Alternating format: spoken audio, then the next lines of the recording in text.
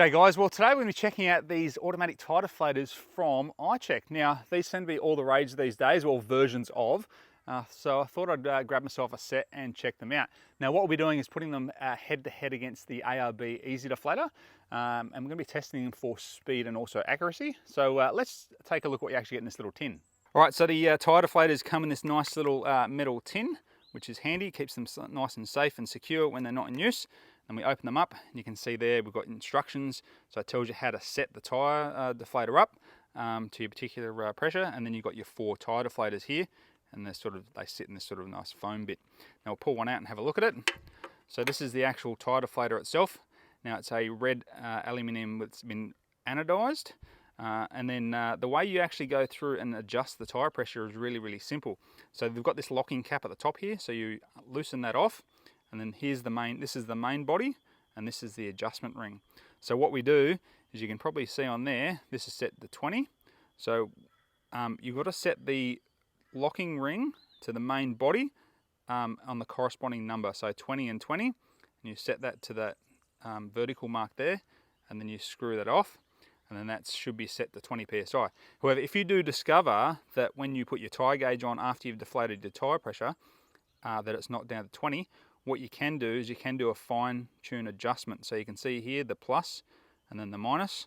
So the way we do that, let's say if it's we've set it to 20 psi, but it's actually 21 psi, what we can do is we can go around to the negative. So rotate that around to the negative, -1, screw that on, and now that should be set to 20 psi. All right, so what we're going to do now is we're going to hook on these tyre deflators onto the tyres.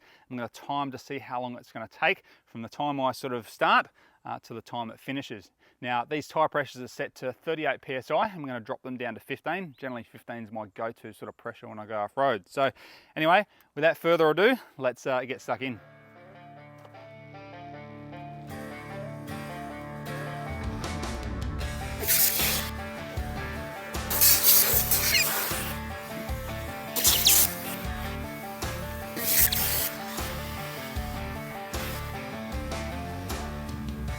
All right, so it's just hit 2 minutes and still going.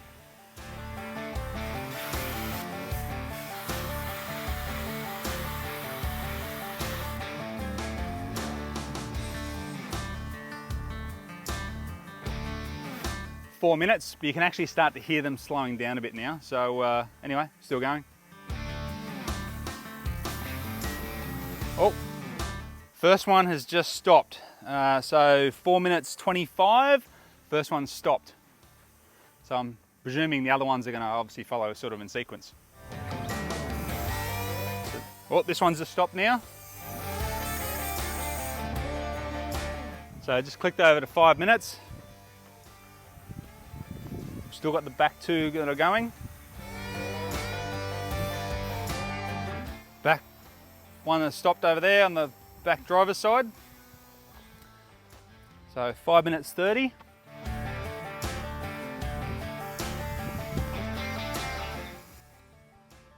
There we go. 5 minutes 55 to deflate 315/77 from 38 psi down to 15 psi. So that's not too bad. Like honestly, that was pretty easy. I just screwed them on and walked away and hadn't done anything. So there's a big thumbs up from me at this stage. Let's go and check them for accuracy. All right, so I've got my trusty ARB digital inflator or tyre pressure gauge. I'm going to check this out. So we'll just stick that down for the time being. Unscrew this.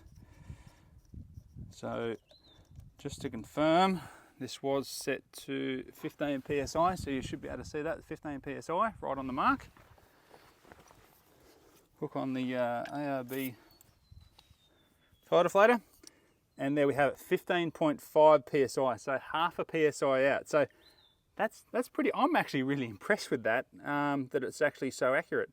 So look, you could do a bit of fine-tune adjustment, but what I'll be interested to see is, well, I'll check the other ones and see how accurate those ones are, see if there's consistency across these tyre deflators.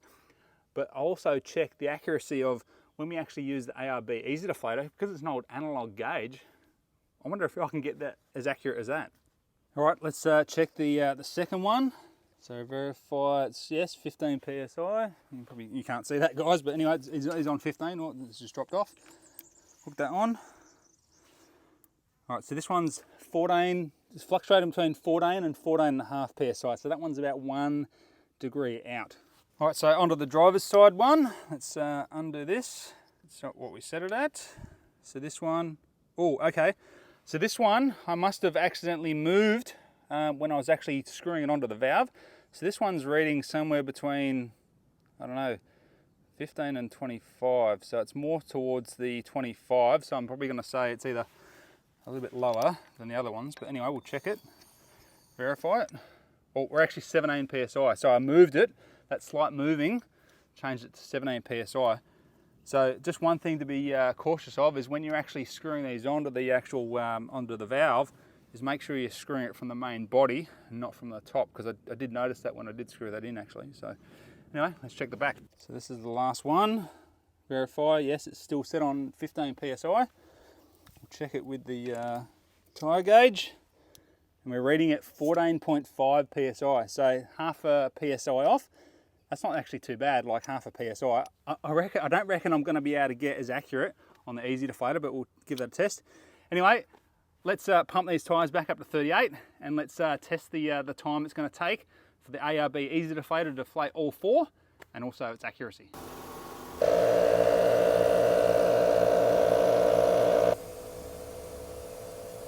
In a future video, I'm going to be doing a 12-month review of this ARB twin air compressor, but I'll give you a little heads up. It's absolutely awesome, probably one of the best compressors I've used.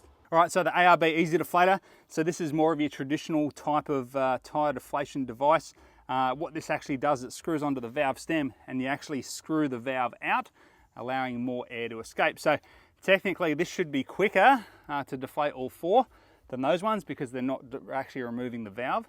So anyway, let's start the timer and get stuck in.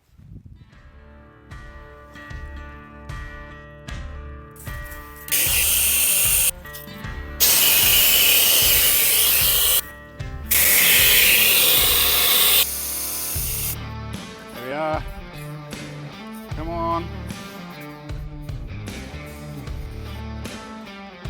We're almost finished. And oh, come on, time.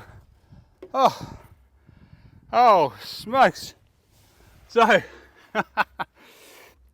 7 minutes 55. That was a whole 2 minutes more than the actual iChecks. Whew, that was a workout. All right, so now we're going to test how accurate the ARB EZ Delfate was. Now, I did go down to 15 PSI on the gauge. However, we'll check it with our other ARB gauge here. So hook that onto the tyre here. We've got 16.5 PSI. Front tyre, 16.5 PSI. So there we go. The ARB EZ Delfate is actually 1.5 PSI off, and I don't have any way to calibrate that at all. So, all right, so let's wrap this comparison up. What are my final thoughts and opinions? Look, the iCheck tyre deflators have surpassed my expectations. Coming into this, I actually thought this was going to beat this hands down. Now, if we did one tyre at a time, and we only did one tyre, I reckon the ARB EZ Delfate would definitely beat it on speed. It can let so much more air out than what these can.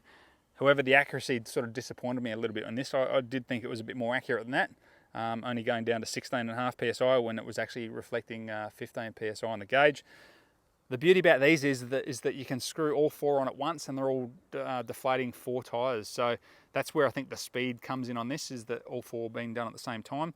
The accuracy, you know, within half a PSI to 1 PSI between all 4 of them, that's absolutely fantastic. And look, we can make those minor adjustments on this to get them 100% accurate down to that exact 15 PSI.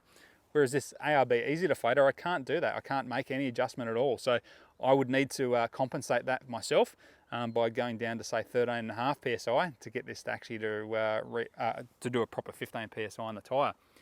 Anyway, I'll leave a link in the description where I purchased these. I got them from Outback Equipment. I'm not associated or affiliated with these guys at all. But you know, they were good on the shipping. I think I paid about 70 or 80 bucks for these delivered to my door, which I think is pretty good value. I think these go for about 100 bucks ish or so. But however, after this comparison, I'm not really recommending that anymore. These are definitely the go-to. Anyway, guys, if you've got any questions or comments, drop them down below. And until next time, get out there, get camping, and we'll talk to you soon.